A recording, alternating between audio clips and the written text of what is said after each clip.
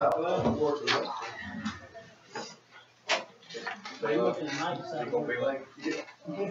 think he wasn't able to come today.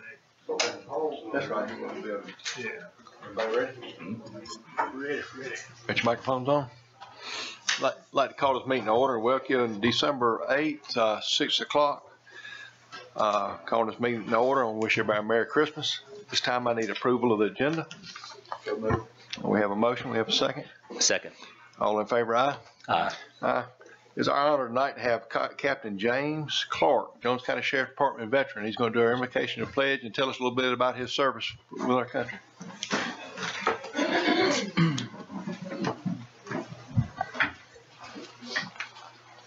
Good evening. Good evening. First of all, let's bow our heads in prayer, please. Dear Heavenly Father, we come to you in prayer this afternoon. We ask you to please protect our service members around the world that's protecting and helping keep this country safe. We ask you to please protect all emergency personnel, especially the firefighters that's fighting those giant fires in California. I ask you to please bless our commissioners. Please give them the guidance and knowledge that they need to perform their duties in the manner that they should. This, Father, we pray in your holy name. Amen. Amen. The pledge, before I do it, I got just brief. I'm not going to go over all this. Sure. They told me to be brief. Sure. But I did a little research on it. You know, I started doing the pledge when I was a kid in the first grade. We did it because that's what we were taught to do. I understood why we were doing it, to give honor to the flag. But I read this here. It says that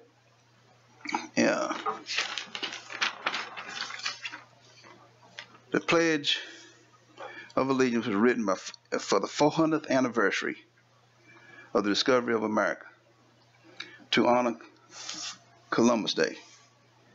In October 1892, Columbus Day program for school children across the country first recited Pledge of Allegiance. That was the reason for the pledge to be formed. There's a whole lot of other stuff. I'm not going to go over all that. But I didn't know that until I did the research on it. And that's kind of interesting.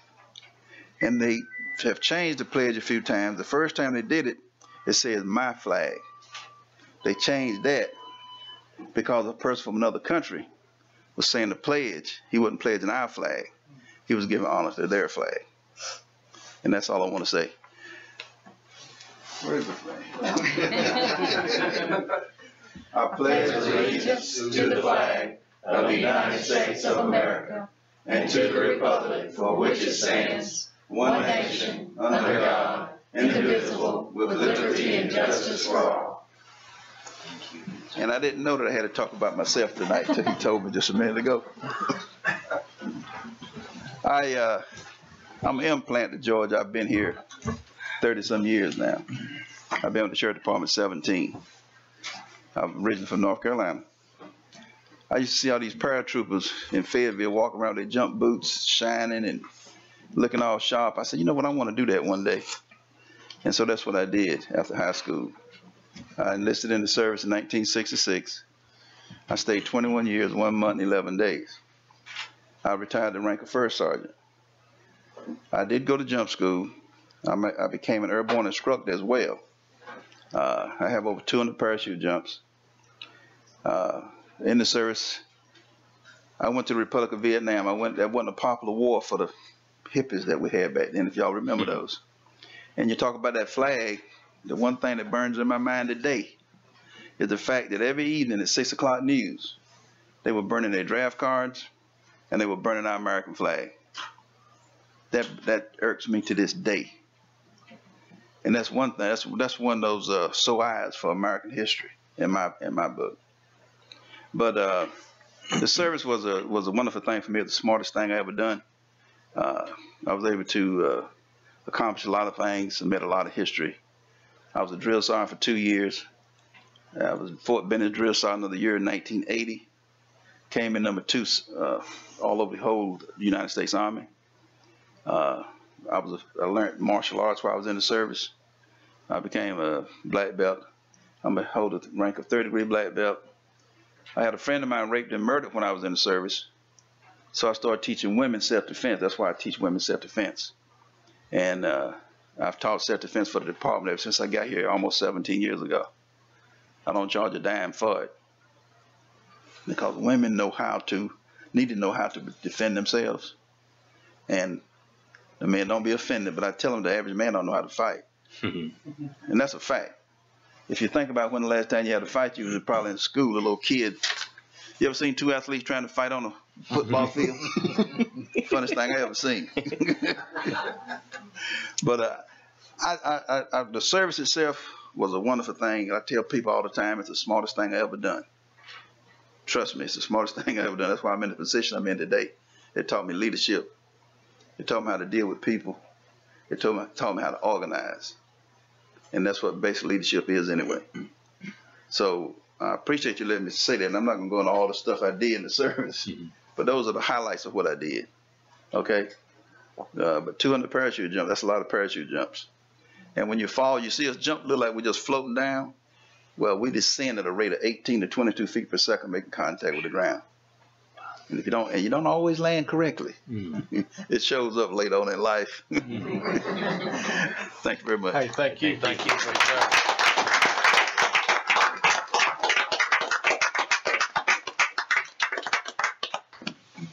Again, we thank you very much for sharing your story.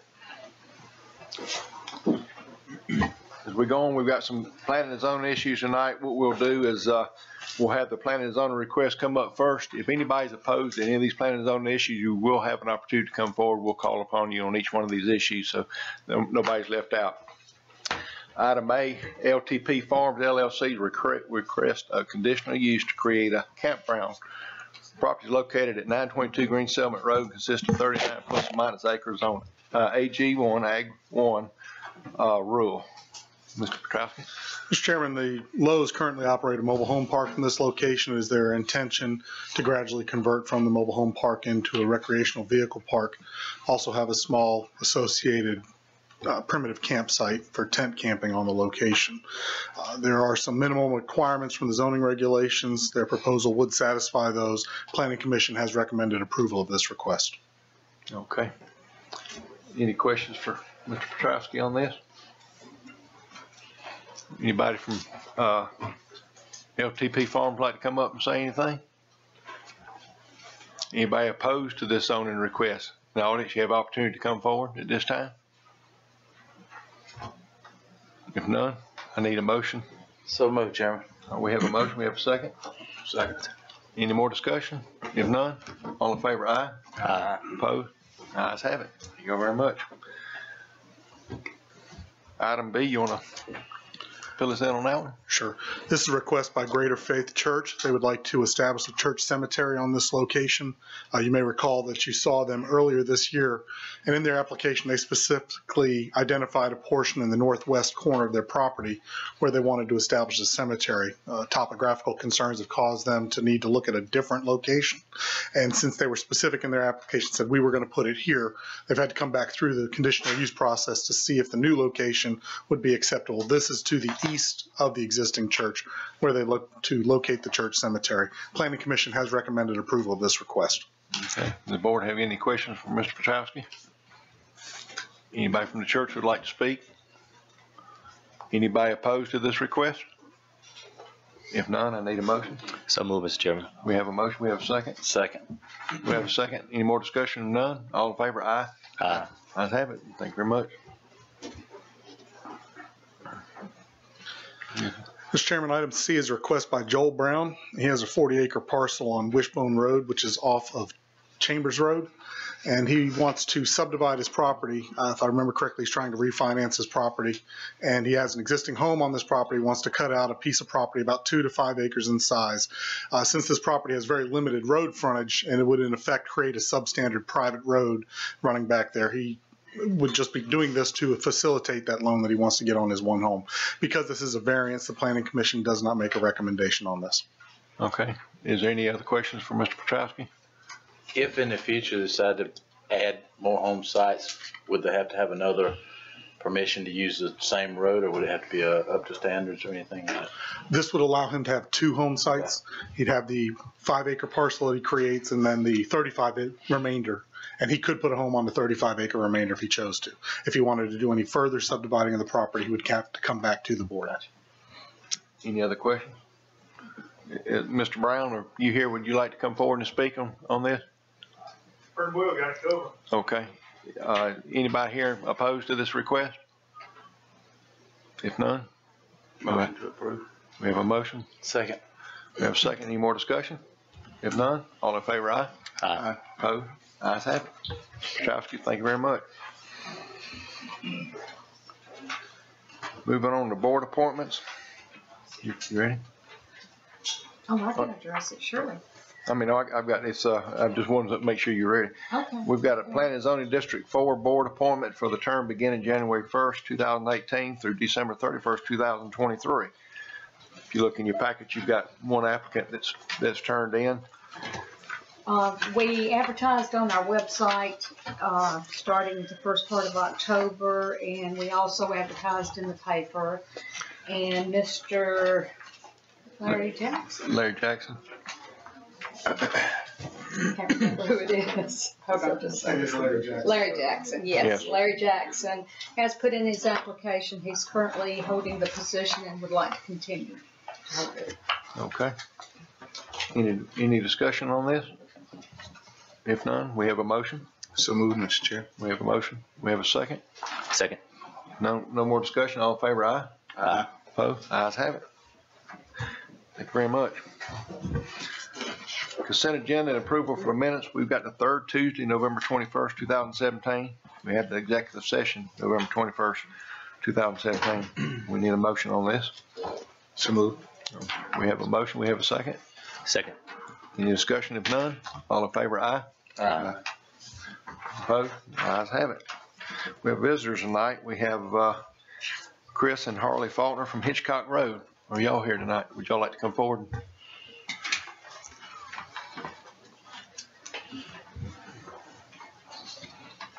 Good afternoon. Either. We bought a piece of property back in November. We've been having problems with mail ever since.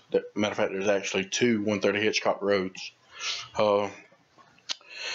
We got, let's see, ours is supposed to be 130 Hitchcock Road, Haddock, Georgia, 31033. Well, come to find out, they're saying it's supposed to be 130 Hitchcock Road, Milledgeville, Georgia, 31061.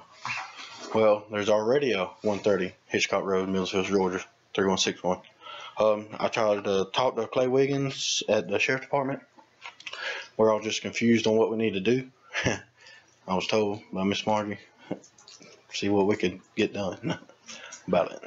I've spoken with Mr. and Mrs. Faulkner several different times. The 130 Hitchcock Road Haddock is the only Haddock address on Hitchcock Road.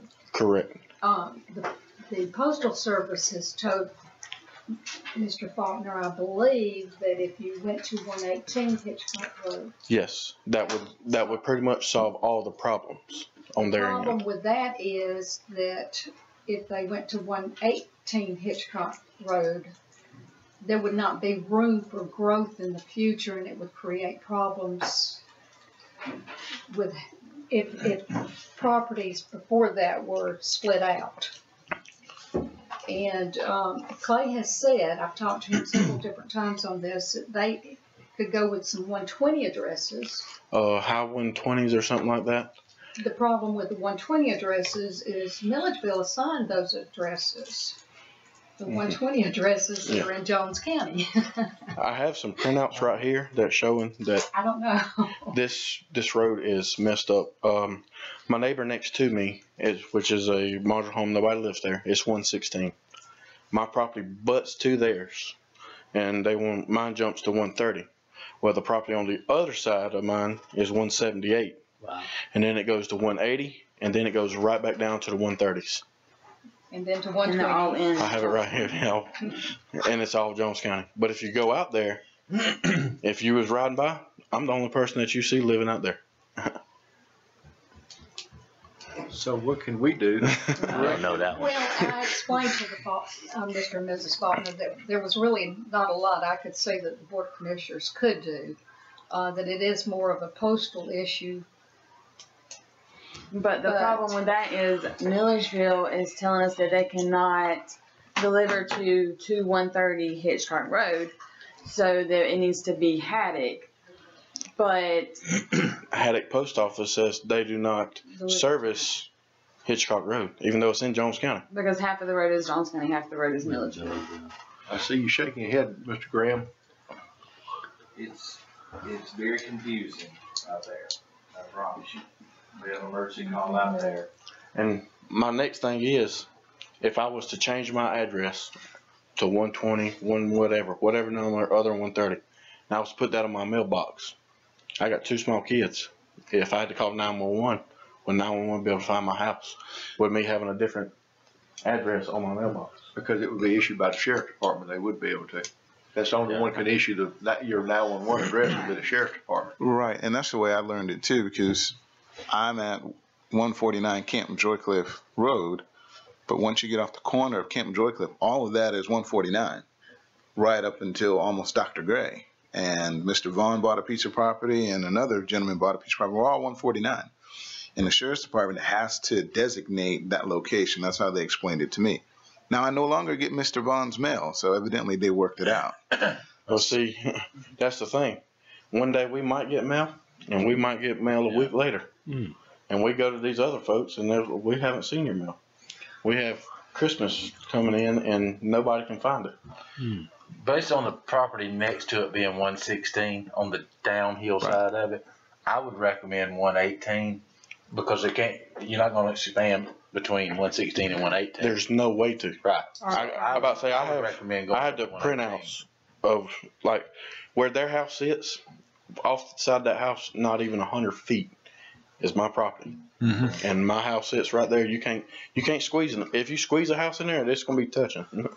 So, Well, you couldn't because you got setbacks from the property line. So What would happen if you added a digit or added a numeral to it? If it were to come up down the road, it was more development. Would that throw a kink in everything? Not really, honestly. I'm with Commissioner Sam.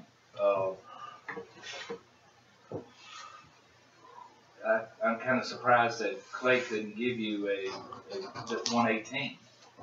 well, he was Because saying. there's 2 Hitchcocks. There's one Hitchcock in Milledgeville. And I know where that is. It's nowhere near your Hitchcock. Well, it's the same road. Oh, is it? Yeah. Well, they've got another If you Hitchcock just on keep- Speck property.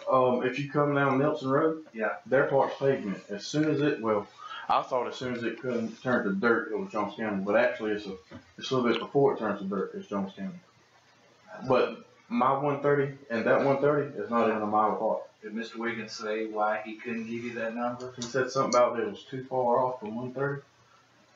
But I don't know if I don't know how he was looking at it. If he was able to picture it or see, I don't know. Anytime that we go out there, we usually don't go by the number. We ask for a description of the house because things are so messed up out there as far as numerics. From this to this to this, and then next thing you know, you're in Baldwin County because we've been out there a few times on some brush fires out there. But we get a description of the house. That's pretty easy to find. But I'm surprised that The only bad thing about it, you can't see my house. If you ain't looking dead up my driveway, you can't really see it.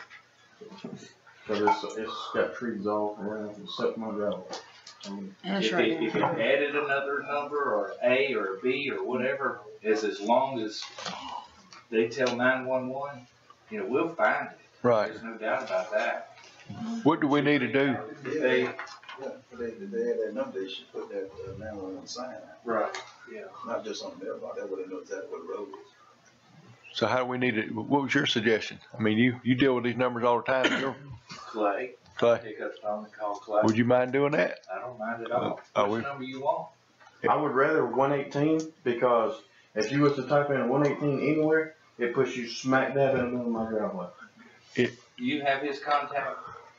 Okay. If y'all can share numbers also, so that you can communicate and Don's willing to call and see if we can't help you on this matter.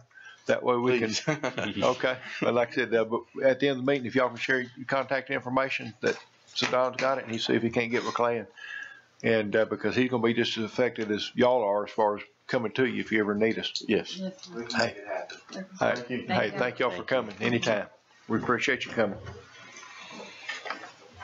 All right, we're moving on tonight to new business. We have a approval for 2018 LMIG, Local Maintenance Improvement Grant, submittal of road. Mr. Resner, I think this is, Mr. Chairman, I'll start off and then John's here with us. I might kick it over to him for some, for some comments as well. You know, a few weeks ago we had on the agenda, we discussed some remaining FY17 LMIG money that we had. And so we've still got the 5 roads that were added as an alternate to do. And that's about $21,000 worth. And then once we get finished with that, we'll have about $50,000 left in 2017 LMIG money. So one thing that the board can consider tonight is what you want to do with that remaining $50,000. I think at that time we talked about using it for Whitehead Road and Liberty Ridge Road. And there was some interest in getting a priority list before making that decision. And so, so before you tonight, you have a priority list. And so the one thing I guess to decide on is what you want to do with that $50,000 that's remaining. And then the second piece of it, the bigger piece is figuring out the FY18 LMIG roads to be resurfaced.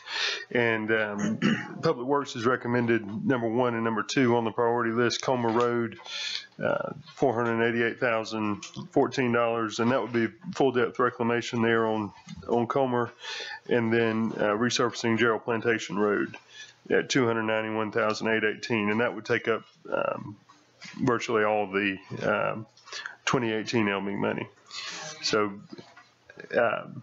John, I don't know if you have anything you want to add to that, or just any questions. I mean, the only thing is Gerald Plantation.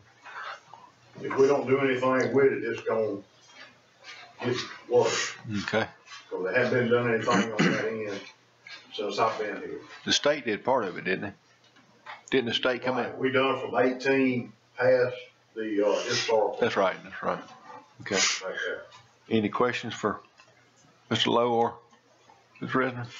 I guess the only question was, if we don't use the 50,000, does it just roll over next year, or? I think what we can do is just request from DOT that it roll over into next year.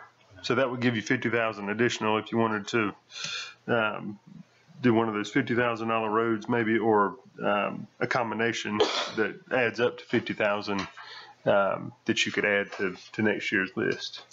Do you have anything?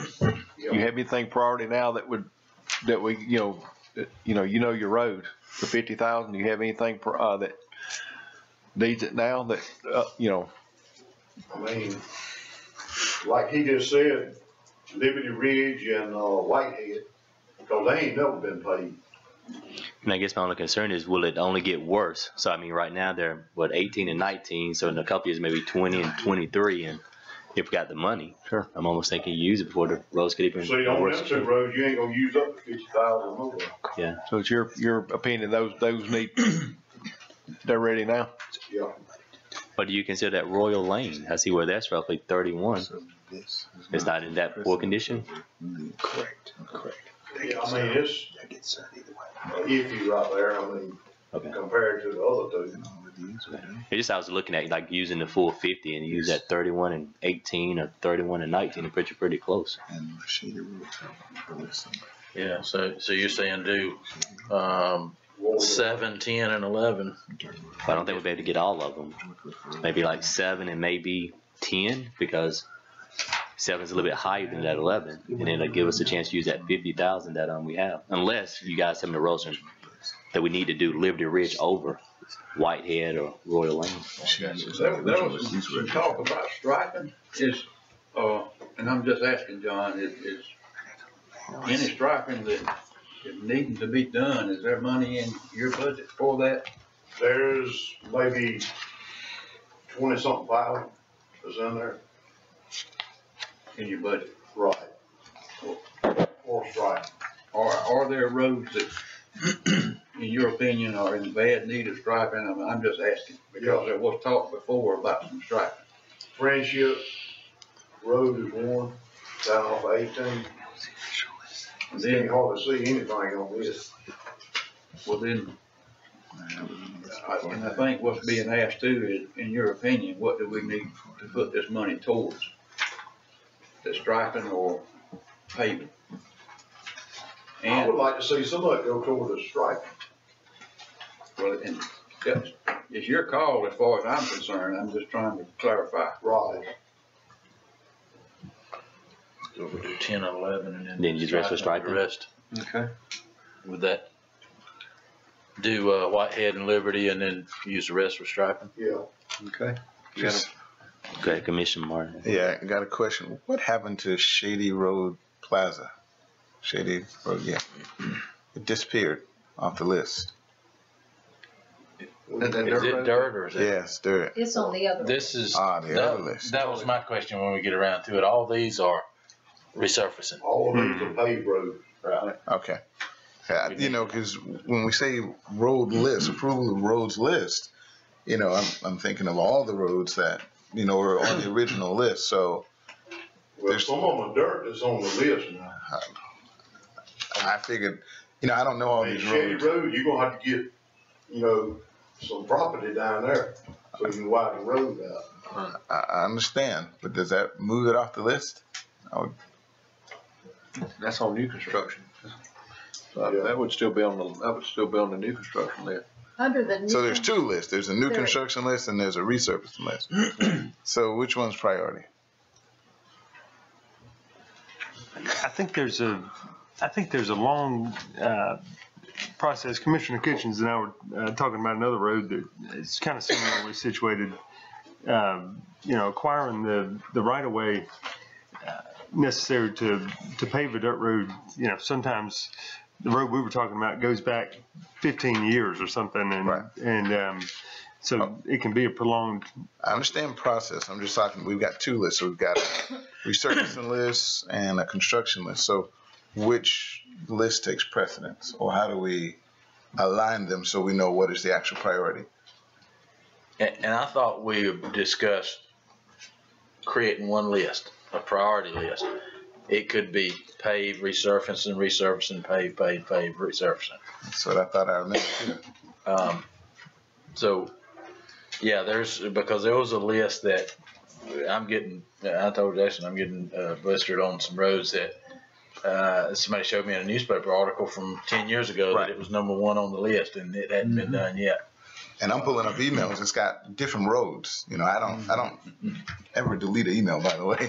So I'm back in 2014. I'm going, these roads aren't the same. But I think John's probably, in his defense, was to prioritize or tell him which was the worst roads to be repaired. So I think we need to prioritize what those are and then prioritize what we want to pave. Because there's no way of telling, a dirt road, if it's in real bad shape, he can fix that, but it may not fix it but a couple of months, depending on the weather. But that kind of a different priority level, but I think we need one list. Right, absolutely. And like your constituents would, hey, this was on the list. Mine are the same way. Like, hey, what happened? You know, these roads are there. And even the lady who came here from Shady Road and started collecting signatures, that's going to be a question she's going to ask, because I don't see it. So I'd love for us to have one list, and let's identify if it needs to be resurfaced or construction, and then the other part of what we need to do in terms of the work to get it done, so no one's surprised. At the end of the day, I don't know all these roads. I know Coleman Road because we ride it, and I know it's bad, especially if you're on a motorcycle. I know it's bad. I no coffee sitting in your console. Look, I'm on a motorcycle. I've slid across that road. Might have been driving a little fast, but I understand that. So those are the roads that I get, and some of the other ones I don't. So I would love for us next year to really combine the list and let us really understand it. I couldn't vote on the list tonight because I don't know where the other roads are that were priority at one point. And I don't want to do anybody a disservice, especially people that have been waiting on roads for 10, 15, 20 years. But can we use LMIG funds for like paving a dirt road, or you can? Okay. Yeah. Okay. You can do it for I think, and John Mike can correct me, Margie, but I think the only road that would be on that other list that's anywhere close to ready for construction money is Stallings Road.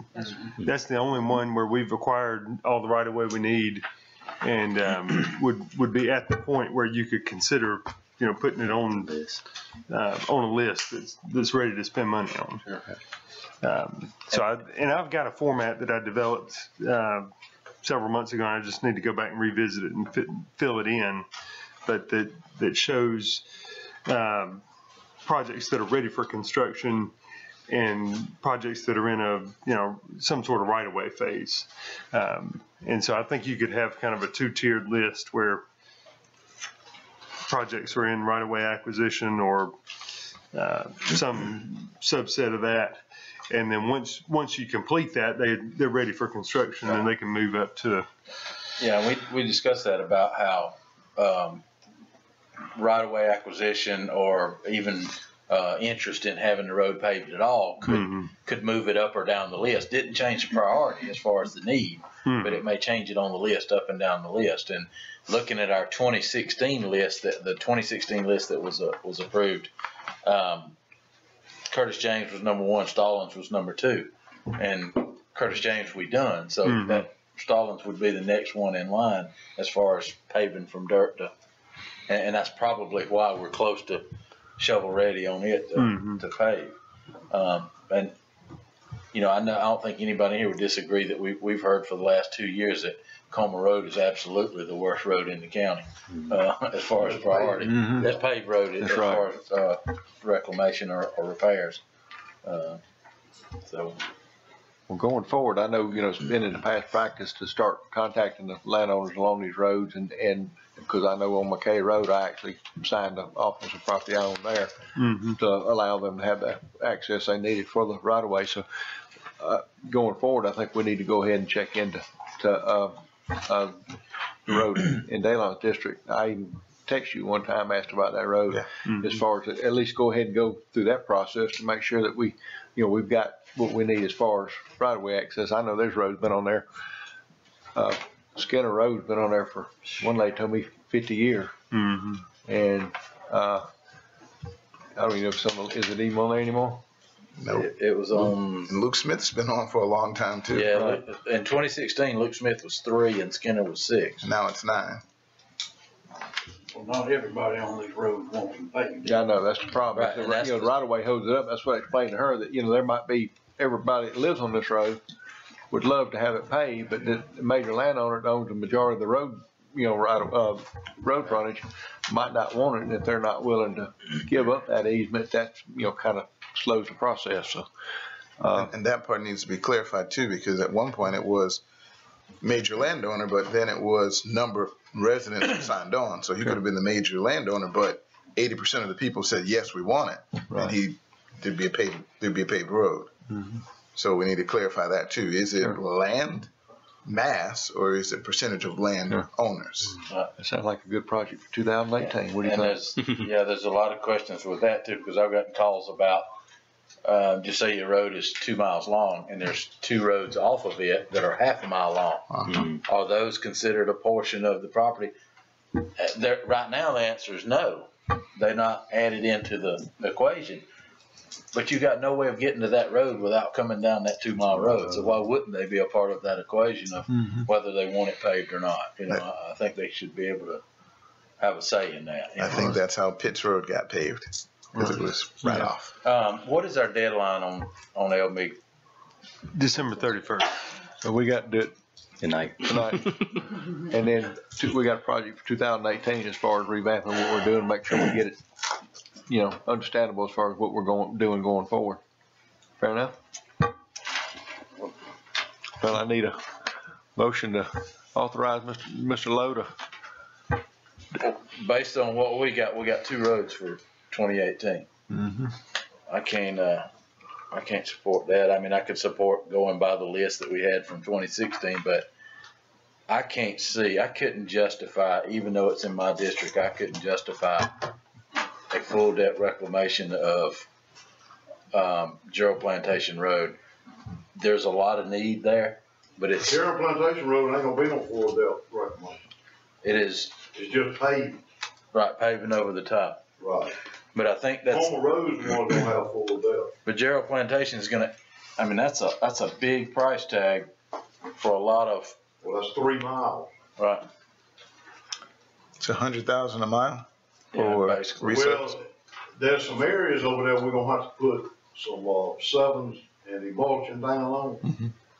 Cause some of the stuff that's there is already gone.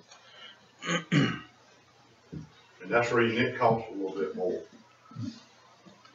I'm inclined to support what Commissioner Kitchens is suggesting as well. But also looking at the complete list and the priority that we've established prior to, because we've been honoring that. So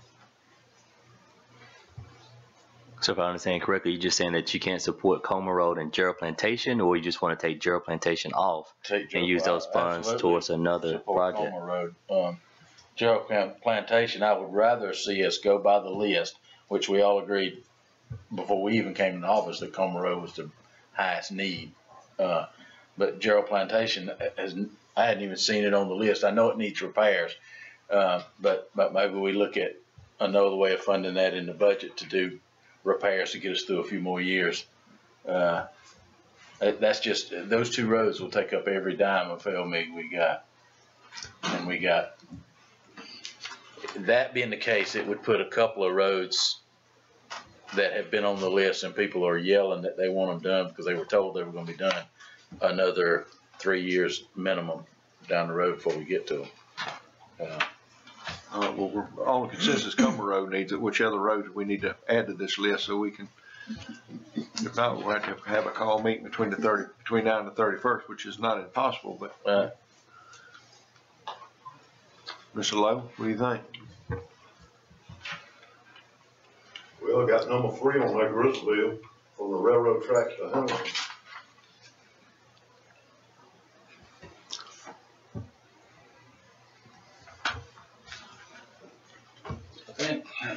I hope we're not missing the big point here. John, isn't this your priority list? Yes. In order of priority? As far as the paved roads, yes. Yeah, well, for my 2 cents, I got to support the public works director on the roads that need, no matter how many phone calls or whoever thinks this or that. But are we prioritizing dirt roads? In the past, it's been a lot of politics involved in which roads and who was told what. So dirt road may not be ready. Now we finally got. The only dirt road that's ready is Stallings, right? Now we're in a position where our public works director can tell us what the priority is. And we're going to just shove that to the side and we don't need him. That's not what I'm saying. I don't think there's been no discussion of dirt roads. We're only prioritizing paved roads. Right, and that's what he's doing. So we're not gonna pave any dirt roads if we don't prioritize them as a need. There was a list that had both of them on them and we didn't add the dirt roads on any list. Well, there's been, and with all due respect, Sam, there's probably been 100 lists. Yeah. I can't figure them out. Oh. But John, there's a reason why these, and it's not in my district, but it's in my county. And I want to go by the public works director. I want him to have the say so. Not me or not any other. And John, if I understand everything right correctly, that when it comes to dirt road, the only one that's ready is, well, close to being ready is Stallings, right? Trying to grade it now, but I know with the weather. Rain, Right. And approximately how much would it cost to pave Stallings? Just approximate number. How much would it cost? Probably looking at least 130. Joe, another question is, could we let a contract on it right now? It's about to. So it ain't ready. And with regard to removing politics, we were originally commissioners of roads.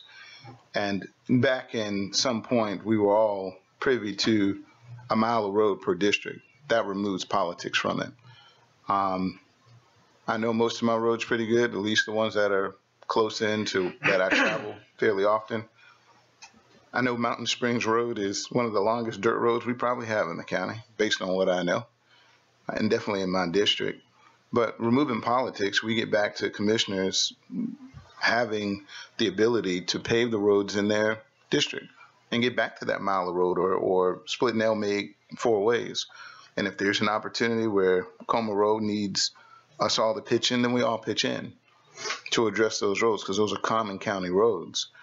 That removes politics, and then we don't have the play on words or the play on lists. And today, this is the most important list, whereas the 2014 list, which has other roads, are not on this, and some other roads frog leap other roads. Again, we get back to doing what we were originally commissioned to do, which was over roads.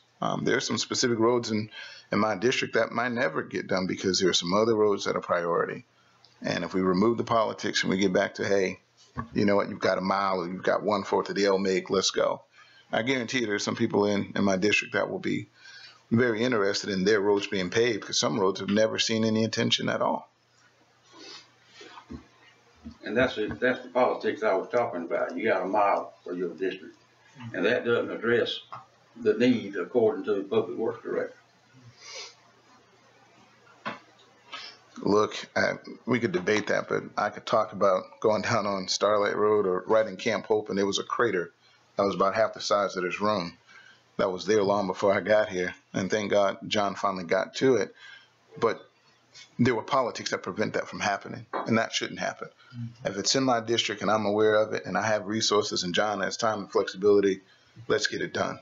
It shouldn't matter if I'm outvoted 4-1, it's what's necessary.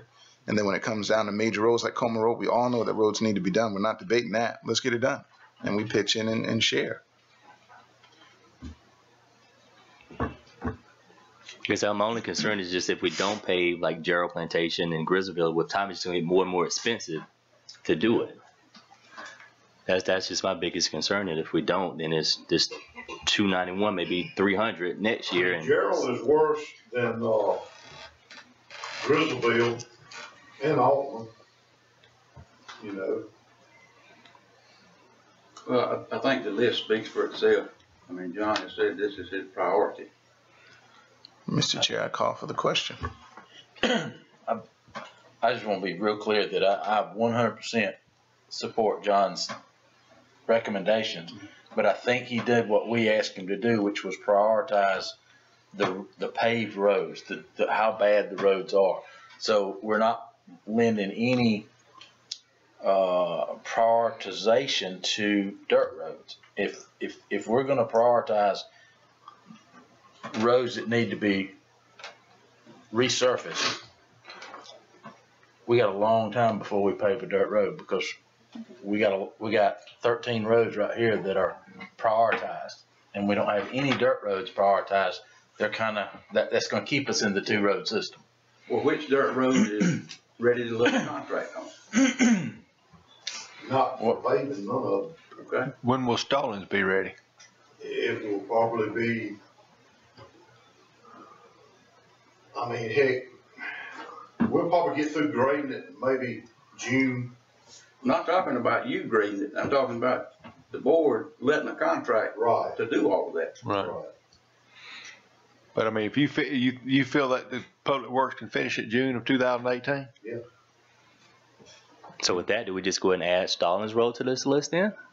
With Comer, Stallings, and then you have some additional funds left over for another road. My biggest thing is we've got so many projects that's been started previously, and I agree. I mean, I'm hearing all this, and we need to finish some of the stuff we started.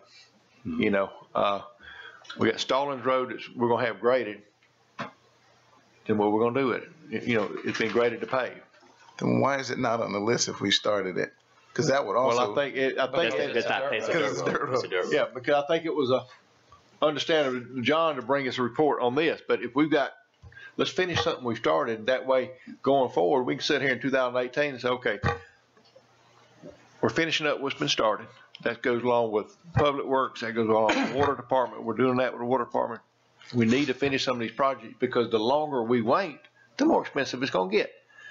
Every time you start, John can do all the grading and have this thing ready in June, but if we don't pave it, guess what? Starting over. We get to redo it again, don't we?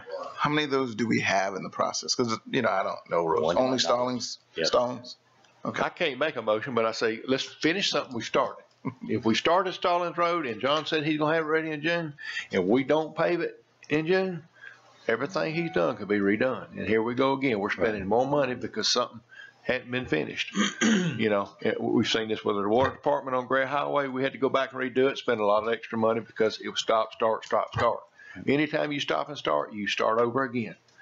So, Mr. Chairman, I'll make the motion that we pave Comer Road, Stalling Road when it's ready, and then the board can reevaluate additional funds when that time comes.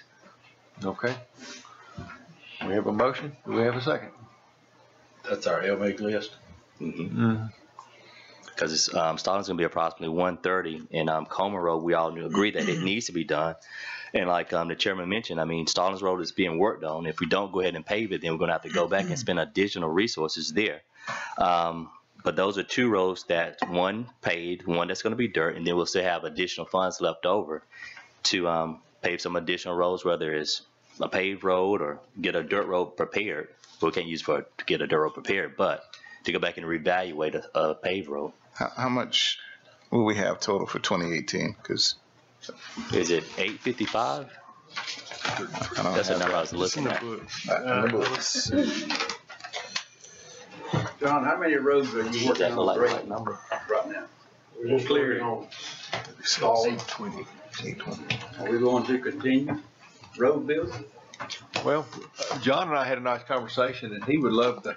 He thinks there would be money ahead by subbing out the road construction and leaving his department in for maintenance. And because again, John gets started with the road, we have a maintenance issue. He has to pull equipment off and move out. We So maintain some of our old roads a little bit better with the and fixing. we can use this. I think we can look at money and time. Well, my question then is, why don't we let a contract to, I mean, if it's John's priority to let a contract to finish Stalling and free his guys up to do maintenance on the roads that we have. I don't know how you get, I mean, my thoughts, we've already started that one. They go out there and look at it and give a price. I think I'm inclined to let John finish that road. They put in the time. They know what's going on that road. Yeah. John, unless you don't want to do it, I mean, tell us something. We don't know. How do you advise us, John? I like to finish up. Thank you. Okay. Amen. Yeah, because But any other new ones. But going forward, I like. right. we'll revisit this going forward. And when we do another road, we'll sit down and look at because like I said, it's. Are we saying that Stallings Road is the last road that Public Works are going to be? No, we're not saying that. No, it's just at this point, John's asked to finish Stallings Road, but going forward, we need to look at the opportunity of contracting it out versus our own people doing it. If there's a savings, just like Timeway. John, will tell you right now, if we'd contracted that out, look at the bypass, how quick they built the bypass. They could sit there and we could already be under asphalt installing, but John's been, and on his defense, just like right now, he got pulled off tonight to go out here on Up River Road and on River North to help. So he can't, the start and stop, Well, it's like, animal control, you know, we pull off the door. Which one do you recommend? Because I got The point I'm making is, the board was no closer to getting out of the road building than we were 4 years ago. we can be, but 2018 is something we need to revisit, I didn't know the board was going that way. Right. I mean, it was just John's asking, and we need to revisit that opportunity and look at it and see if it is an opportunity where we can possibly save. Because you got to admit, they've been, how long you been on Stallings Road? Well, we just got moved back out there now. Yeah, but Maybe 2 weeks ago. well, but months wise, how long you been working on Stallings Road? Well, we done the clearing, but, you know, we left and went. I know. Done all the other LMIG roads. And then come back. Right. That's my only thing is And he can't do Public Works job for road building. But I guess the concern is if we don't do Stallings Road, then we're gonna have to go back and put money in Stallings Road. Okay. We have a motion to do Comer Road and Stallings Road, and with that proposal, Mr. Chairman, we have $200,000 left over to revisit roads from our priority list and make a decision as of which roads the board would like to pave next. Okay, we have a motion. We have a second on that. Go ahead. That doesn't address, Don't we have to approve of this to go to DOT? Don't we have to have a full list? We could probably, I think we could probably submit a list to them that says Comer Road, 488, Stallings Road, whatever the number is there, and then the balance to be rolled over. Request the balance to be rolled over to the next year. I would ask, because I know some of these have been on there for a little while. Royal Lane is pretty interesting to me. Confederate Drive is pretty interesting to me. Of course, Luke Smith, because Luke Smith has been on the list for ages. If we're going to submit a list. Well, I think this Luke Smith on here is the paved part. Oh, that's the paved part. Okay. Because this list is only paved. Ain't got nothing to do with the dirt. yeah, Luke Smith on the dirt's another story. You got to go back through that stack of road list. All right, we've got a motion on the floor. We need to make a decision. We're going to, a second, or we're going to die for a second. Well, we're going to cause your motion to die. We'll do Stallings and do Chambers Road, the paved part on Chambers. Or 49. All right, before we go forward, Right, Joseph. Jonathan's motion has died for a second. Now we're back in discussion. Any more questions? And Chambers is, Number 5 on the yeah, list. still number 6 on our list. Number 5 on the, it sits on that one, okay. So just so I'm clear, we're keeping Comer, right? That's pretty much a given. Yeah.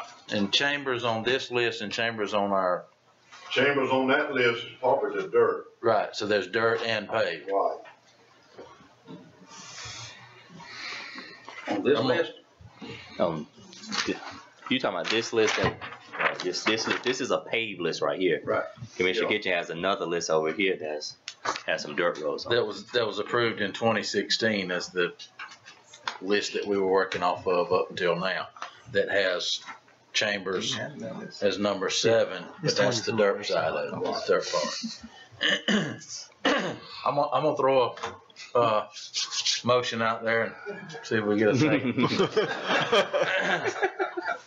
Chairman, I make a motion that we roll the 50,000 that we've got in this year's LMIG over to 2018. And with bidding them all out, we should have enough money to do, or pretty close to do, Comer Road, Gerald Plantation repairs, or resurfacing, and Stallings Road. Okay, we have a motion on the floor. Second that. Now we have a second. Any more discussion? That's enough. John, are you okay with that? I'm fine. Mr. Martin? Does not include the dirt roads. We got 18 to talk about. But I'm used to, being Okay, 4-1, so don't worry I'm trying about to it. be as fair as I can. But I'll be 4-1 tonight. with It's what? good. I want to amend the motion, Chairman, that we combine both lists into one, so that when we have our work sessions in 2018, There beginning of we go. 2018, That way we're going forward correctly. we're evaluating dirt roads and resurfacing. All right, we had a minute. We still got a second on the amendment? Yeah. Okay. So with that, we're doing Comer, Gerald Plantation, and Stallings, and just bidding it all out. And rolling over the 50,000. Right, to try to get this done. And, okay, any more discussion? If none, all in favor, aye. Opposed? Opposed. We got it 4-1. Thank you. I made the motion, I have a vote for it. I would hope so. Now going forward. More new business. Number 2 on new business. Great. All right. We have a beer and wine license, Matthew Warren Lilly, 49 Plaza, 2440 Sherlin Drive, Macon, Georgia, 31211. Ms. Marty? Chairman, there's no criminal history. There's nothing to give you that would be negative. Okay. Motion to approve, Mr. Chair. We have a motion to approve. We have a second. Second. Any discussion? If none, all in favor, aye. Aye. Opposed? 4-1. Number 3, award cancer insurance for volunteer firefighters. Mr. Graham? Yes, sir. With a little help from my boss. This is a House Bill 146 that was passed this year. Actually, it was turned down. The governor did not sign it last year. It went through the House. The governor didn't sign it, but went through the House again, and the governor signed it this year. The only thing with this bill, House Bill 146, is it's been changed so many times. We know that we have to provide cancer insurance for our firefighters. We know that. We know that in the sentence. But we didn't know what was going to be covered, how much was going to be covered, what kind of cancer, and what the regulations were going to be. So they've been rewritten, and rewrote. And still I hold in my hand that there's still paragraphs that have to be updated. Well, we could have put it out for bid by policy, but I checked with ACCG. They had a policy, the latest part of the House Bill 146, and they gave us a quote. And the VFIS company that we do our volunteer firefighters with, they had one of the latest copies of the House Bill. Now, here we are in December, and we're at our last meeting, and we have to, by law, as of January 1, 2018, is provide cancer insurance for our volunteers. We asked ACCG for a quote. They quoted $12,796 annually. The VFI, now ACCG would be the company, the Hartford Life and Accident Insurance Company, be strictly cancer. The VFIS company goes with Chubb's, and I assume that Chubb, I'm sorry, CHUBB company. And their annual premium would be $13,223. Well, when I was starting to look apples to apples, they're identical. So they must have the same House bill sitting in front of them when they went with this. All of our fellows and women will be covered for these prices annually. The only difference is ACCG is $427 cheaper annually, and they do a audit every quarter, which whether we're adding more people, whether we're not adding more people. So if we write a budget every year, it's going to be open-ended because we don't know how many we may lose. We don't know how many we may gain. On the VFIS, which we've been with for years and years, they only audit one time a year. Whether you gain 100, lose 100, lose 30, whatever, it's going to be the same premium. So what I'm saying tonight is ACCG is $12,796 versus VFIS $13,223, which is a difference of $427, and respectfully, I would have to go with the lowest bid on that. Mr. Jason, did we confer with our attorney on this to look at this House bill? And I don't think that he has. Okay. Unless he reviewed it as part of the packet tonight. Okay. We're not the only fire department that's struggling with this because it doesn't say what kind of cancers. Does it mean if I get a spot on my face, they'll write a check for $40,000? This is the type of verbiage that we need to get a very correct and precise policy, because it's not written yet. All we know is we've got to provide cancer insurance for our firefighters. This is all I've got tonight. for our state law to inherit to our state laws, and that we don't get in trouble, I suggest that we need to go with one of these two. But rightfully, we'd go with the lowest bid. Let's open it up for questions. Ms. Martin? I'm just going to say this, Don. For the past 2+ years, yes, sir. The policy committee has debated this, and I have not attended a policy committee meeting this year. Yes, sir. This group and other groups around the state need to go. ACCG wanted to sort of sidestep this and not address it, and that's one reason why the governor didn't sign off on it. Huge liability. Getting the policy is what's most important, and I'm going to say do what you're inclined to do, what's best and right. Until again, this group gets really involved with going in and picking and addressing the policy the right way without concern about the real obligation from a financial standpoint. Yes, sir. You're going to get the vagueness like this. So pick the right policy that you believe is right and what's best, and let's execute. With it being this close, and if you guys will take my influence here, is I would go with VFIS. They have undoubtedly come across anybody that's ever gotten hurt, everybody that they've gone way beyond what I ever thought we would when somebody was injured or something like that. They even pay their full-time jobs when they're out. So if you go out and blow out a femur, they're going to pay for everything. But I think that being audited only one time a year, when we may lose so many or maybe gain 10 more, ACCG is going to end up adding to it. It could be hard to budget. Mm-hmm. Things are tight. Pick your max number. That's the easiest way to do it. I would ask the board to approve VFIS Chubb at $13,223 annually.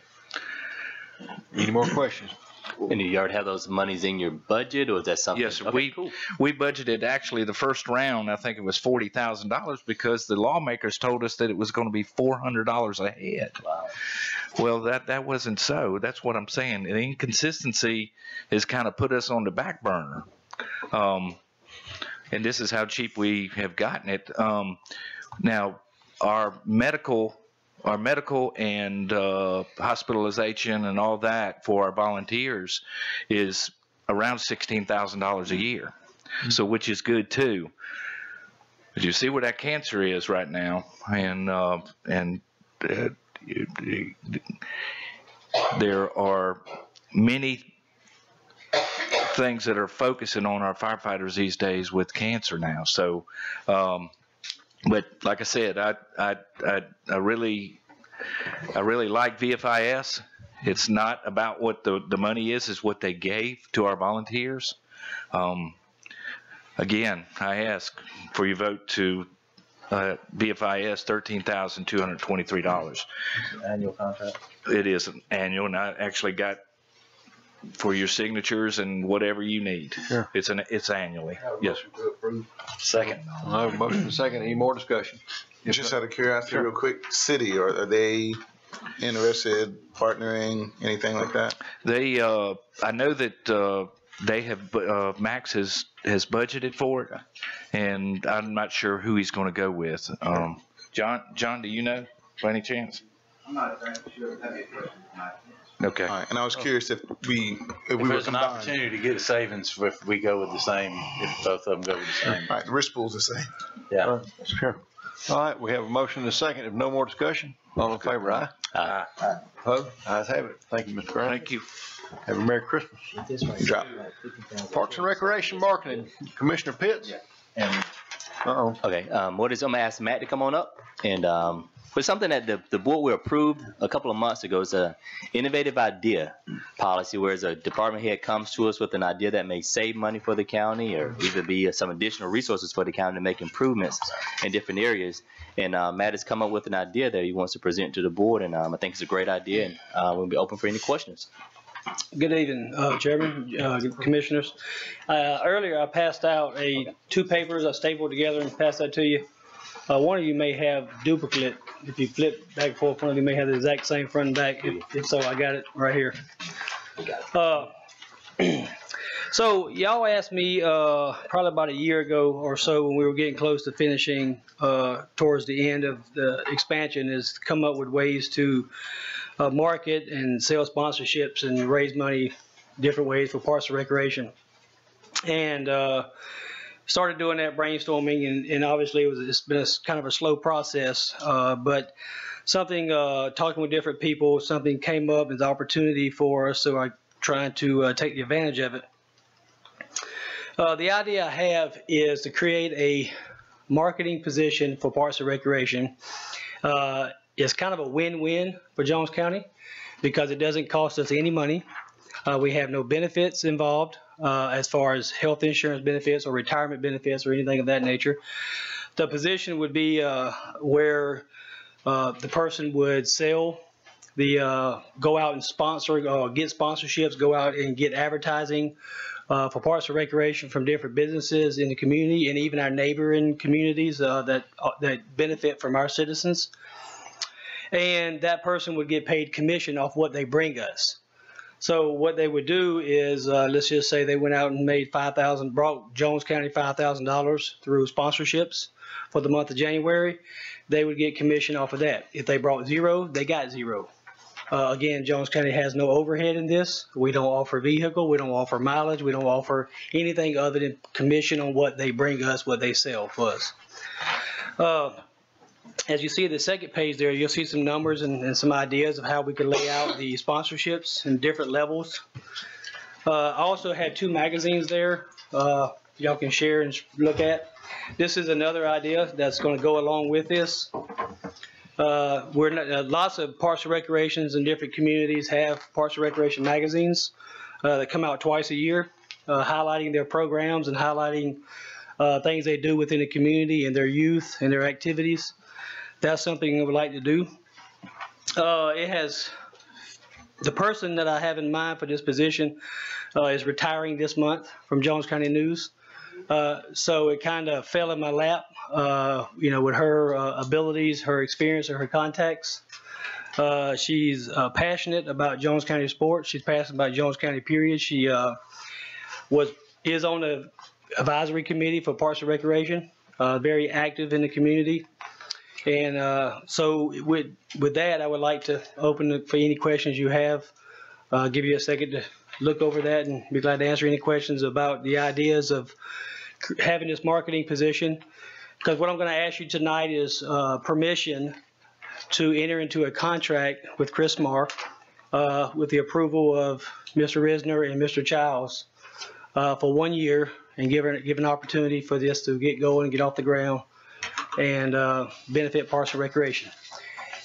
Now, real quick before I open it up, the money, and it says there in the paper you have there, I would like for the money checks would be written to Jones County Board of Commissioners, not to Chris Marr, but to Jones County Board of Commissioners. That money would go into a special projects line item. With that, kind of like the roads y'all just talked about, I would bring forth priority lists of Parks and Recreation, whether it be work at Haddock, basketball goals for Matty Wells, whether it be interior concrete at the new park, working on parking lots, different things within Parks and Recreation. You would vote, you would decide what's priority for that year, and whatever we were able to raise, that money would allocate to those special projects for Parks and Recreation. Mr. Risner, wouldn't it be considered, would it be all right doing this without, wouldn't it be like services? Yes, we talked. Go ahead, Darryl. Spoke with Mr. Frank several times about this. First idea was, can this be under professional services? He said no, it couldn't. But he did say this would not have to be bidded out, would not have to be RFP'd or anything of that nature, because we would be entering into a contract and there's no cost to the county. It doesn't have to be bidded out or anything. Correct, yes, sir. The contract you're talking about, would it, let's say people hear about this and 2 or 3 more want to do the same thing, would it be exclusively for this person, or? I would like for it to be, yes, sir, for that year. That's not to say the next year that someone who comes with a better resume or a better idea or a better package, that we couldn't open it up for that person. But I think if you got too many out there and you watered it down, that person wouldn't be passionate about trying to, for that person, it's going to be obviously a financial thing also for them, but also caring about the community. But the answer to that is yes, sir. If somebody brought us a sponsorship and it wasn't Chris, would you accept it? I would like to say yes, but that would be something I would need to get with Jason and Frank Childs. I'm just making sure because, the reality is that when people see this and the compensation, they may have different relationships, and somebody may have somebody who's a heavy hitter and say, hey, you know what? I'll do it. And the numbers make sense. And we have a lot of people who have tremendous wealth in the county who have different relationships with different people. And if they can come and are willing to donate, I don't want to say no. Got to wait till next year. I think it'd be sort of like what we talked about, that whole animal facility. I mean, if you identify something you want to be a sponsor for, you write in that memo section of the check, and your money will go exclusively for basketball. You're talking about more from the commission side of it? Commission side, thank you. Gotcha. I think there's always that option not to go through this program, go directly to the Board of Commissioners and donate in that way. I think this is the kind of out of the box thinking that we're looking for, and this is a program that I think has great potential. The only issue I see and concern I have, and it might be a question for Ms. Debbie, since she's probably the only newspaper around. I don't think we need to get into a competition issue with selling ads, because Jones County News sells ads. This magazine would sell ads. There's only so many ads going to be sold a year. So if we're going to be in a competition, I understand that we'll have ways of sponsoring things at the complex and things at our fields and all. But do you have any? I was hoping you'd ask me to say something, because I would tell you that you could not have a better person doing this than Chris Swan. When she's dedicated to something and passionate about it, she is a salesman extraordinary. I mean, she just really is. She just blows your mind when you watch her do what she does. I don't think, I'm sure that if you're wanting to do a magazine like that, the Jones County News can help you print it. And we could certainly come up with a workable solution that would be good for everybody. And I will say this, that has been talked about. I don't see it being a conflict. Right, that has been talked about. The magazine, even though I show on the paperwork I gave you an opportunity to make profit off of it, the idea behind is being able to produce this with zero cost to Board of Commissioners or Parks and Recreation, but also have a way to continue to brag on, promote, and get our youth out there and known about what we're doing in programs and activities. It really wasn't, try to compete with anybody, but it's more a way to try to promote Parks and Recreation without it costing Parks and Recreation or costing the Board of Commissioners. That's the only logic behind That's the kind fees. of the same thing that we do with the chamber, when we do their chamber directory. It doesn't cost the chamber anything to print that directory, but it is publicity for the chamber. And it would be the kind of the same thing with this. It would just be another product that would represent the county. And then whoever's going to sell it, somebody's going to sell the ads, because that's the way you pay for your magazine. It doesn't cost, it doesn't cost the chamber anything, and it wouldn't cost the county anything for the recreation thing. It's the sponsors that pay for the magazine. It's the county that would benefit from the ad. I think it's awesome. My only addition to that would be a page per sport for the high school. It's amazing when you leave the county, people that don't know about us, but the ones that do know that we're good in these sports. But when you travel someplace and you can hand that book to a prospective coach or scout, it's amazing. I took my son on a tour for college last year, and well, not last year, 3 years ago. We were in Louisiana, He had no idea that Jones County had the level of athletic talent that we had. And he was actually a coach from LSU who ended up at Xavier. And he looked my son up on Mile Split, because that's a Georgia thing, well, a national thing. And he said, yep, I see him. He's a regional champ high jump. And then he looked down the list, and he started cherry picking kids who he wanted to talk to. And I said, I wish I had a book that I could give you, but this is great. And that would be awesome, because as we travel, I'd love to put that in somebody's hands, especially with football and basketball and baseball. Absolutely gives us the opportunity to do that, promote ourselves, promote our sports, promote our teams, promote our community, and promote all the partners that go along with it, school board, recreation, the board of commissioners, newspapers, our partners, you know, city, county, everybody can benefit from this. And I echo exactly what Miss Debbie said, that working with Chris for a couple of years on the advisory board, she's passionate about what she does. Absolutely. And I was going to say the same thing. You couldn't have, you couldn't have a finer person in that position. And she's just, like I said, when she steps in front of you and starts talking, she's talking from the heart. She's not, even though she's a great salesperson, she's selling from her heart. She's not selling off of, what she's going to put in her pocket. Oh, I agree. I agree. Second. We have a motion to second. Any more discussion? Mr. Chairman, I brought this up way in the past, not this particular idea, but the sponsorship for the recreation complexes. And the last time that I brought it up, I think we had just read about Bibb County doing some sponsorships. And I asked Commissioner Pitts if he would push this, and once again, he's come through. Hey, it's a team effort, all right? Yes, sir. It's a team effort. I think it's a great idea, and I think it's going to be wonderful for the county. Great. And I'm not trying to take any credit. I'm just. It's just a team effort, all right? It's a team effort. Good deal. Any more? Well, with no more discussion, all in favor, aye? Aye. Opposed? Thank you. Thank you, Matt. Good. Appreciate it.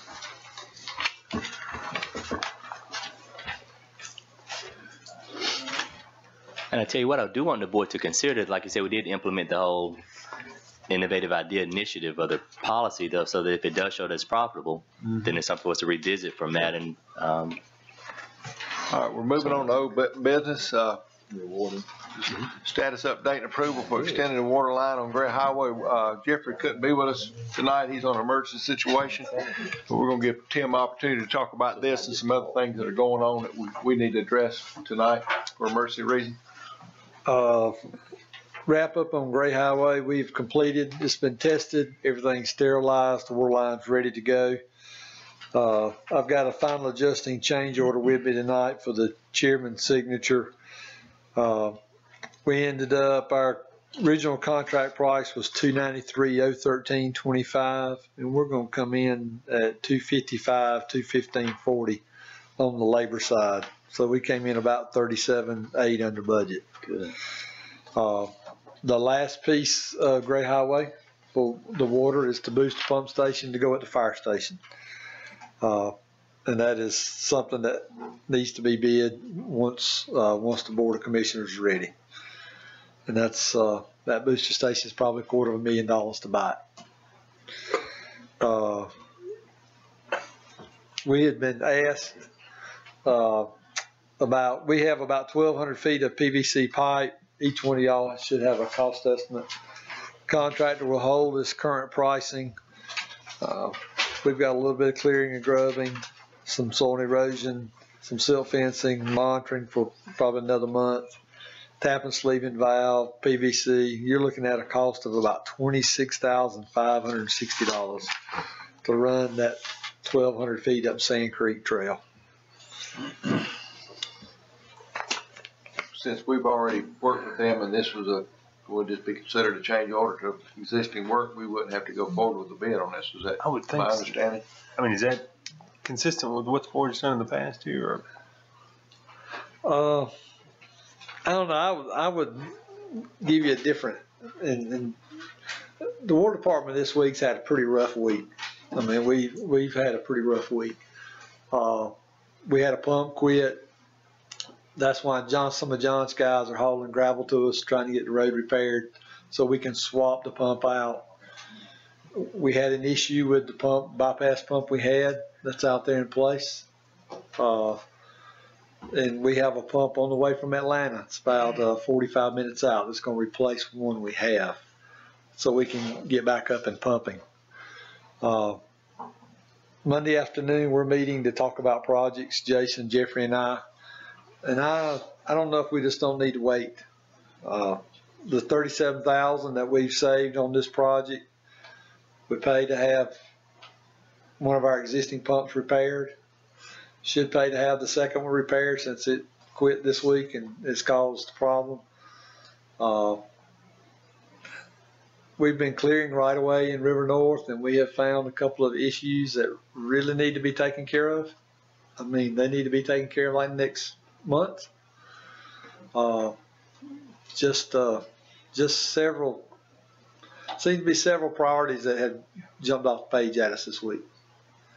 And I can get into those if you want a little more questions or a little more detail on them. But it's just been a long week for the water department. I had an opportunity to spend an hour or so with Jeffrey, and he's addressing some issues that Jeffrey's done a great job as far as going through 10 recommendations as far as clearing right away so we see problems. And we uncovered a major problem that could be, one of them was a exposed force main that has to be addressed, as we say, ASAP. It's just, I mean, it could go any minute. Yeah, in the clearing, we've got about 60 feet of a gravity sewer line laying in the middle of a creek. It's got 2 repair clamps on it. And then the force main is beside it, and it's got a mushroom concrete poured over a 45. And nothing supporting. And it's just hanging out there. Chuck has done a good job for the water department in clearing right of ways and uncovered this issue. He's out with the water crew now repairing the driveway so we can get these pumps swapped. But our major pump station in River North, Deer Run, which sits at the back of the dam that pumps everything to Macon, both pumps are gone. That's the one we got on the way. Yeah. The bypass pump that we have sitting out there is out too. And so we got a bypass on the way. And we found really unusual, the head on the generator is busted. Just been a really odd week out there. Tim, if we follow your recommendation and don't do the extension of the water line right now, do you, in the best interest of the water system, is it best to leave the material where it is or move it to the storage area behind the water department? We could move it. We may be able to leave it. I don't know. I don't know how much the station is manned. We could move the fittings, would be pretty easy. I don't know if we want to move the pipe or not. Really depends on how long it's going to set. With the rain we've got and Christmas coming, I don't know that they'd get over there and do anything this month anyway. It's just, I'm honestly, I'm hesitant to recommend y'all spend this money. Sure. Thank you. Just because of the problems I know that we have. Question: is there is the opportunity to get refunded on the materials we didn't use? Is that? Probably not, because PVC pipe is cheaper now than what we bought in March. Wow. So, but it would be, I think, to our best interest, if we're not going to do it, let's go put it under a lock and key that we can keep up with it, because take leads and walk on. Can our water department do any of this work? I don't. When you say the work, you're talking about laying the new water line? Correct. They may be able to. I don't know. We haven't had a locate called in. When you come out of Macon, the left side of Gray Highway, has 5 fiber optic lines that run all the way to Gray. All right. And there's a couple of side roads, those fiber optics go down as well. Thank you. Tim, how do we stand with the estimated cost of the now known issues, on that line as compared to our construction account.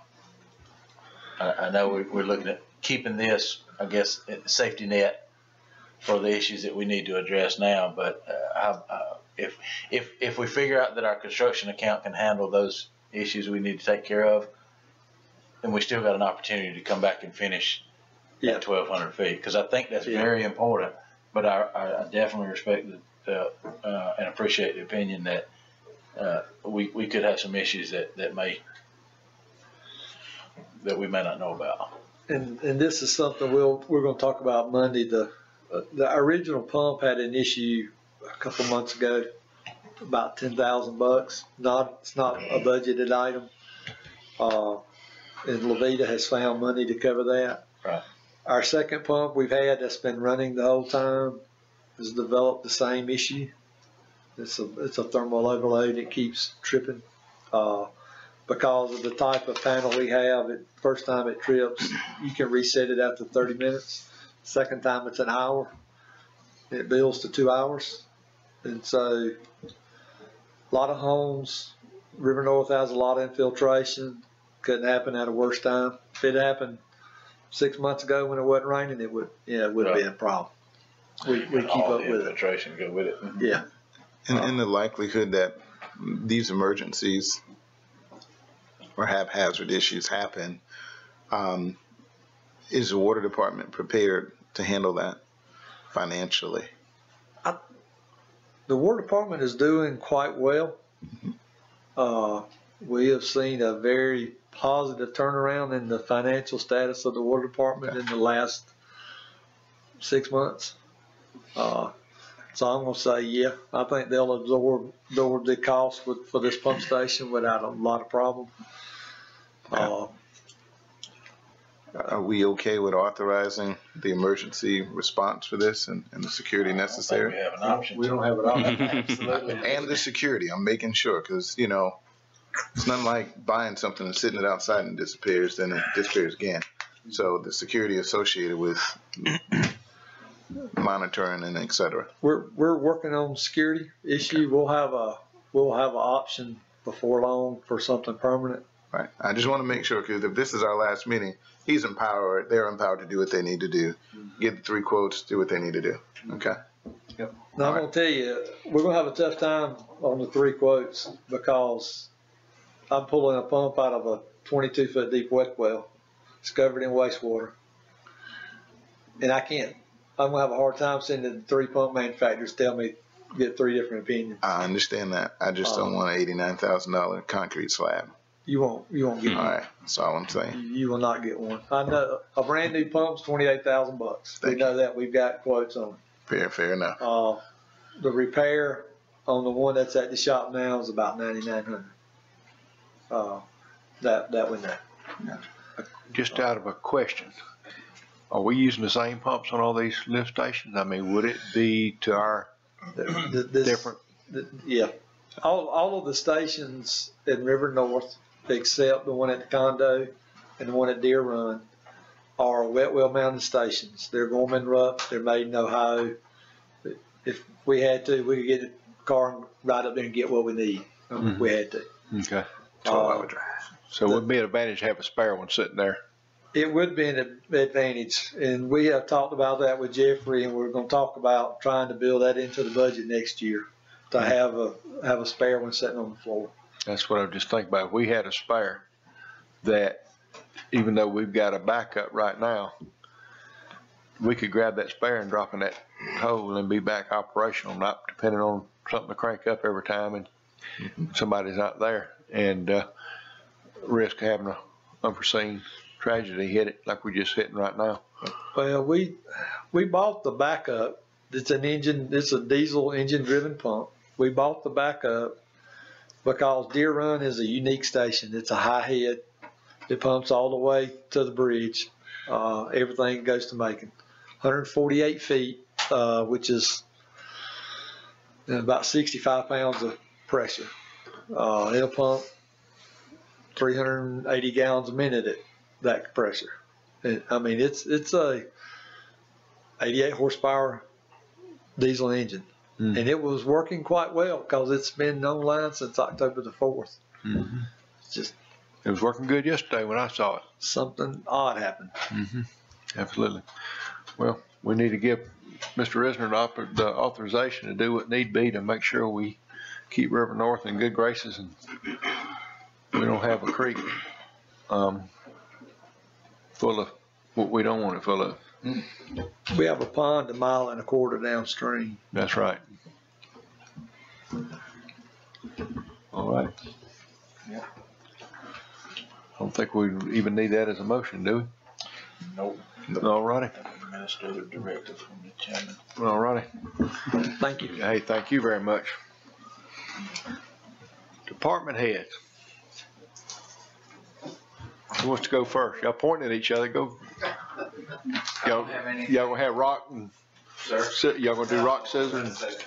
I don't even know how that works. I can't believe you don't have anything. I do. I just want to wish you guys Merry Christmas. I don't really get out with my medical stuff, but Wednesday I'll be put in. Thursday morning they're going to operate and take the cancer, and I'll be in the hospital for 4 days minimum. I expect I'll be there 5 days, but Thomas is ready to go. Kieran's ready to go. I'll be available once I get back home. I'll have some tubes in me, but I'll be available by phone or email or whatever. So. Do not leave your house, please. My house is being demoed right now, so I'm staying with a friend of mine. Okay. That's our prayer. We definitely have it. You're in our prayers, definitely. Amen. Definitely. Along with everybody else, we've got a lot of employees with health issues and family members. They're We all all in get our. squared away, and the biggest thing I've got is faith. So. Amen. Hey, thank you. Okay, you lost a rock, scissors, paper. A couple things. One on a good note is we have a Mite League 9-10-year-old boy football. It was supposed to be playing tomorrow, but it got canceled due to the weather. But they're playing for the state championship, so that is awesome for our 9-10-year-old boy football. On a sadder note, you remember the young girl who came up here, Miss Stewart, the young third grader from Turner Woods that donated her own money, made the glue or whatever it's called. Yeah. Her dad passed away through some illness, but just be praying for her. So other than that, Merry Christmas and y'all have Merry Christmas, Happy New Year. Merry Christmas.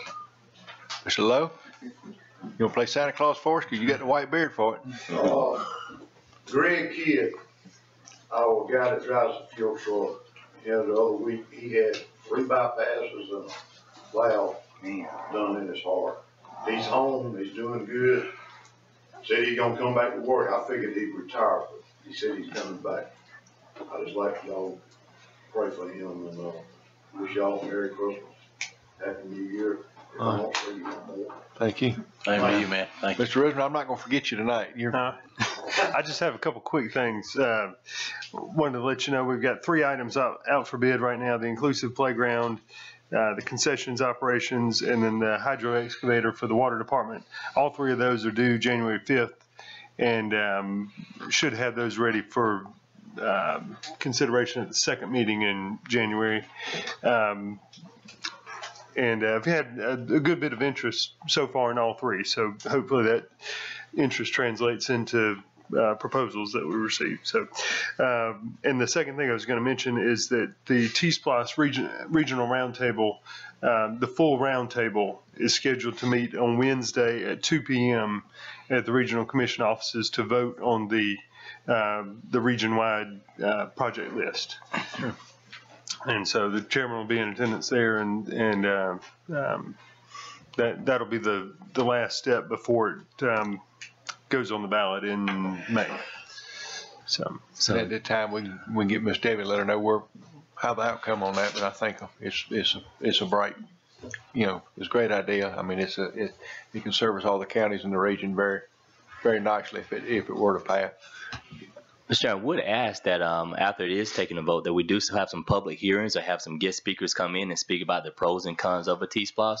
I think we've all had a chance to visit a city that a T-Splosh passed in and kind of see the improvements that they made. And even Putnam County, they ended up passing their own individual T-Splosh. And it'll be interesting to see the improvements that they're making. I just want to make sure that the voters are informed about the T-Splosh, so when they do make a decision, they've had a chance to hear some information, ask questions, and just make an informed decision. Absolutely. Mr. Rez, anything else? That's all I've got. Moving on to Commissioner comments.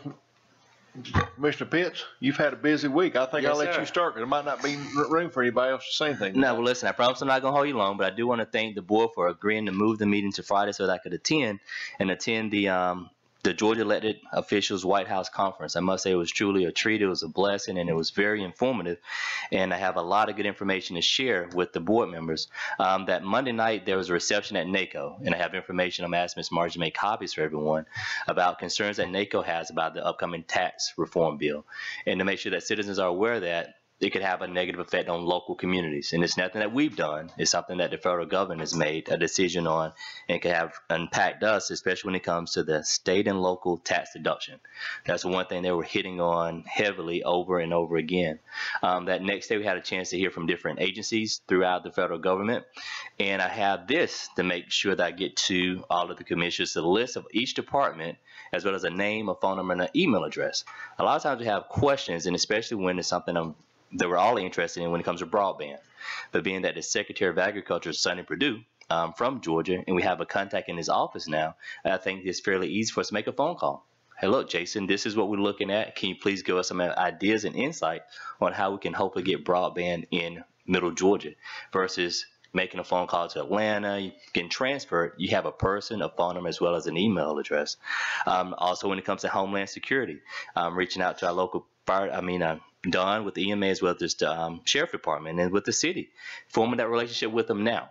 So if there are any grants, programs, or services that are out there that we're just not aware of, we are on a first name basis.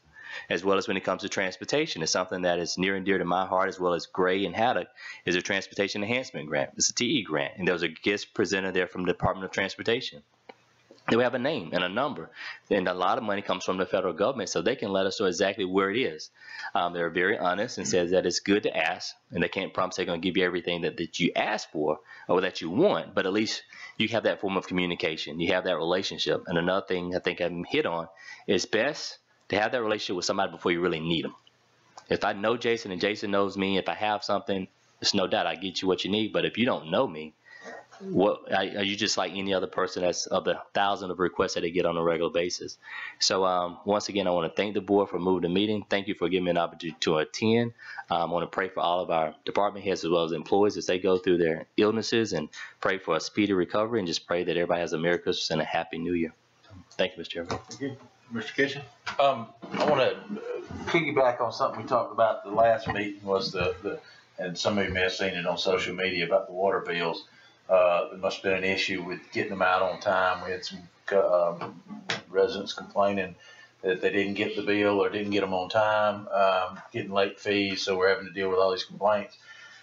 We talked about that last time, about how we only had 5 or 6 days between the time you receive your bill before it needs to be paid, and we were going to look at that. I think we need to really look into that and see what's going on there and see how we can fix that issue. I know that we have a third-party company that does our billing for us. I don't know that it's the right answer, but I think it's worth looking into, that now that we've moved the financial side of it from the water department, maybe it's time that we look at that option of doing that accountability in-house. It may require hiring another finance person to do it, but just weigh the cost of what we're paying a third party to do it, because obviously, or at least fixing that contract, because we're not doing something right now, and I just want people to know that we hear them, we hear the complaints, and I've seen it myself. I come in and you get a water bill, and wow, if I don't write the check today, it's going to be late. I just opened it. That's an issue that we need to look into. And I echo what Commissioner said. Praying for all of our department heads and our county family that has any kind of issues, whether it's, no matter what it is. Keeping all them in our prayers. See you guys at the Christmas lunch, but wish all of you and your families Merry Christmas. Thank you. Commissioner Robinson? Merry Christmas. And I appreciate Commissioner Pitts going to Washington, and I was afraid they'd keep him, but they didn't. I'm glad. And I want to mention two individuals that I also want to give my thanks to Matt too for helping Jonathan to come up with the idea for the advertising for the recreation. I think that's going to be a really big hit. And I want to mention two people that we associate with quite regular. That's Mr. Frank Childs and Mr. Tim Ingram. They do an immense amount of things for Jones County that most people don't even know. And I know that Mr. Ingram has done, you know, things in the past and never even charged for it, and he doesn't ask for a pat on the back, but it has happened that he's done a lot, and Mr. Childs too, and I wanted to reach out to them. Merry Christmas to everybody. Thank you. Commissioner Martin? It's most wonderful time of the year, and I like to think about that often. It's been a fun year. It's been an interesting year. One of the most fun parts is the transition of leadership that we've experienced. I can be honest and say it's not always how you like it or want it, but it's happening and it's working slowly but surely. Thank you. Appreciate the guys that came on to make a difference. I think we're headed in a better direction. My constituents are still concerned about their fair share and equity. So when you hear me, it's about them. It's not about me. This is my last term. I'm getting out of here. So I hope that the fight, y'all understand, is not ever personal. When I leave here, it reminds me of Looney Tunes, you know, the Wile E. Coyote checks in and the hound checks in with the sheepdog, and when it's over, it's over. You know, we can break bread, we can laugh. I don't drink beer, so, but I'll buy one. And it's been fun. But like I told my kids, it's about equity, and the biggest thing that I think you guys have to see is if you don't invest in an area, it'll turn into Bloomfield Macon. I'm just going to leave that with you. It'll turn into Bloomfield Macon. And I want everybody to understand it's not one area, it's an entire county. And when you drive down 49, it should look like driving down Gray Highway. We have a lot to say in what happens in those areas and how it looks. And when you're out there looking for grants, it's not about individual showcase, it's about what's best for the entire county. You know, I got at odds with Jonathan about inclusion, because I think inclusion is everyone and not everybody comes to the Highway 18 ballpark. And if you have an inclusion playground, put it in an area where there are a lot of kids. So my fight is not about personal things. It's about doing what's right across the entire county. At the end of the day, when we look at what we did and what we accomplished, I want to say we did what's right for the county. When our employees go out there in the middle of IRMA or anything else, it's never about a district. It's about getting something done for the people that they're serving. And I think we ought to reflect that up here as well. Happy that Jason's come on board again. Sometimes I want him to move a little faster and push a little harder, and he's like, hey, I got this. So I appreciate that. The right temperament for making the job work. And that's kind of how Jones County operates. And I've learned that in my 17 years in the county. I've almost lived here longer than I've lived in my home state. I don't think I'm going to make it, though. I got about 2 more years, 3 more years max, and I'm gone, guys. I'll miss you. It'll be fun. And if you don't see me, know that I'm still praying for Jones County and hoping that it all goes well. Employees, you guys are the best, without question. I'm excited about what you guys do and what you're bringing. This was an opportunity out of the box. It's welcome here. So let's make it happen. I'm excited about city and county partnerships, not just talking it, but executing it. So let's make sure that we really do that. New mayor, almost feels like new sheriff in town. So let's really have legitimate meetings that will transition into legitimate work to get things done. And I mean that because it makes no sense for us to be at odds about anything. We're too small. And most of y'all are cousins. Not quite like Virginia cousins, but you know what I mean. So let's get the work done. I'm excited about 2018. So again, congratulations, Merry Christmas, Happy New Year, Hanukkah, and whatever else that you observe. And again, thanks to Tim, because Tom and I don't agree on much, and we've made it almost a whole year without speaking directly, and it works for us, and that's fine. But we agree on a few things, and Tim does a lot of work outside of the box, and we appreciate you. You know, it makes a difference when you have somebody that's here for the county and not just about a dollar sign. So thanks again. Thank you. I want to thank everybody. Like I said, it's been a quick year. It's been a fast year. Whirlwind. You know, we've made some big strides on some things. We made baby steps on the other, but I think we got everything going in the right direction. I see smiles on people's faces that I didn't see the first day I sat down here. See people coming in. I told the department of the day, I said, you know, I came in the first day, y'all all had frowns. Now I walk in here, you see people still doing their job, but they got a smile on their face. They're laughing about it. They're enjoying what they're doing. That's big. And I'm looking forward to more changes, more positive changes, whether it be for the county, for our employees.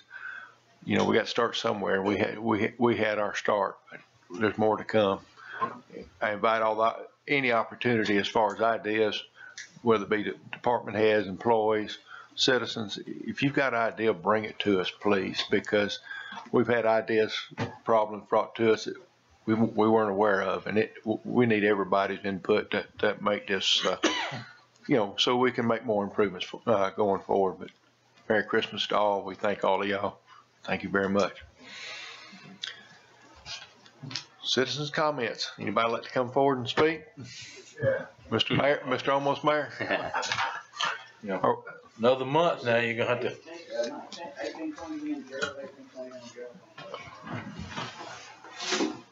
Thank you. Merry Christmas to everyone. Merry Christmas. My office at City Hall is officially open, but when you send my gift, just put my name on it. If it just goes to the office, you know, people might think it's for everybody, and I may share, I may not. Your Facebook page, we discussed that this morning. It was fun discussing it, but there's been so many positive comments about it that the original Nastygram was deleted. So which one's that? About the water. Oh, I got it. Yeah, the water people was complaining, but anyway, there was so many. Yeah, I understand, but there was so many positive comments. Baby steps. We talked about baby steps. 2 quick baby steps. Mr. Goins, the county was kind enough to let us test our fire hoses down at the rec complex. It's big enough parking lot. We don't have one in the city. Thank you very much. We had a problem on the Tuesday before Thanksgiving. The safety officer, Mr. Cook, called, said, hey, we got a problem with the dead tree falling in Irma. I'd like to knock it out, blah, blah, blah, blah. Y'all familiar. But anyway, I said, well, it's a short week, but we'll get to it. I'm not familiar with it. Well, I drove up here first thing Wednesday morning, went back there and saw it. And like I say, came here to talk with Jason. Commissioner Kitchens happened to be in the office too. We got heads together. Hey, Bobby Bonner, the building maintenance, they'll cut it down. See, to come in and clean it up. The lot's now clean. Not just the trees, but it's cleaned up so we can get in there. Okay, 2 quick things. On your road paving, something to consider is, remember, what I consider Gerald Plantation as a destination road. To get to Gerald Plantation, Gerald 1820, and the walking trails up there, they've got to take Gerald Plantation. It's just common sense.